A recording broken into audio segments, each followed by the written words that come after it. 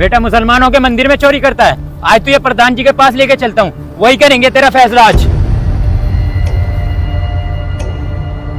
मोहित, इनका नाम है ना वोटर लिस्ट में? हाँ, इनका नाम है सुरेश कुमार, ये रहा। ठीक है जी भाई साहब, आपका नाम वोटर लिस्ट में आ गया है। इस बार वोट हमारे बाबूजी को ही देना।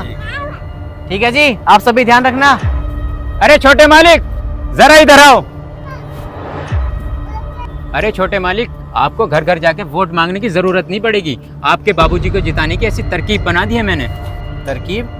कैसी तरकीब? ये देखो, मुसलमान बच्चा मंदिर में चोरी कर रहा था, हम दोनों ने रंगे हाथों पकड़ा है इसे।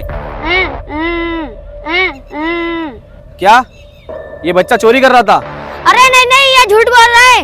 ये चोरी नहीं कर रहा था, ये मेरे साथ पानी भरने गया था मंदिर में।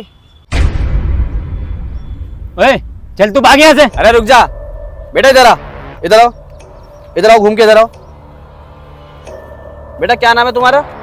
जी मेरा नाम पवन है, मेरा दोस्त असलम है। तो बेटा पवन, एक बात बताओ, ये आपका दोस्त जो है असलम, ये मंदिर में चोरी कर रहा था या फिर ये दोनों भैया झूठ बोल रहे हैं? बताओ। ये दोनों झूठ बोल रहे हैं, बेचारे तो बोल भी नहीं सकता, गूंगा है। ओए, तुम दोनों को शर्म नहीं आती? एक बेजुबान बच्चे पे झूठा इल्जाम लगा रहे हो। अरे तुम चुप करो यार। अरे छोटे मालिक, जरा दिमाग से सोचो, ये बेजुबान है, हमें इसी बात का तो फायदा उठाना है। मतलब ये छोटे मालिक, ये अफवाह पूरे गांव में फैला दो कि मुसलमान बच्चे ने मंदिर में चोरी की। फिर इससे हिंदू और मुसलमान के बीच में तनाव पैदा होगा और सारे हिंदू वोट आपको ही मिलेंगे। अबे हाँ यार, ये मुद्दा सही है, क्योंकि अगर ये मुद्दा बड़ा बन गया ना तो इस बार बाबूजी की जीत पक्की है। नहीं तो भाई इस बार बाबूजी की हार पक्की है, क्योंकि उन्होंने पिछले 5 सालों में तरक्की करवाई कहाँ है गाँव में। लेकिन हाँ, अगर ये मुद्दा चल गया ना तो हिंदू वोट हमारे हो जाएंगे और हमारी जीत पक्की हो जाएगी। वैसे भी इस गांव में मुसलमानों की संख्या है ही कहाँ।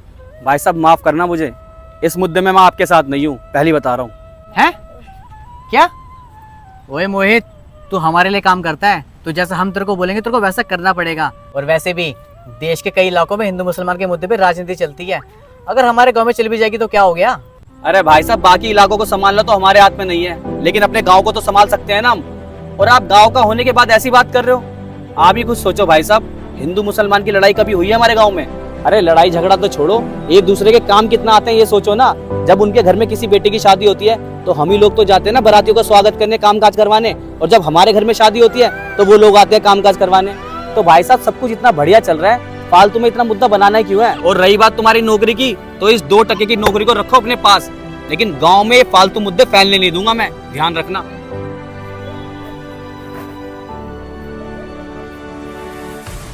सुनो, जाने दो उसको।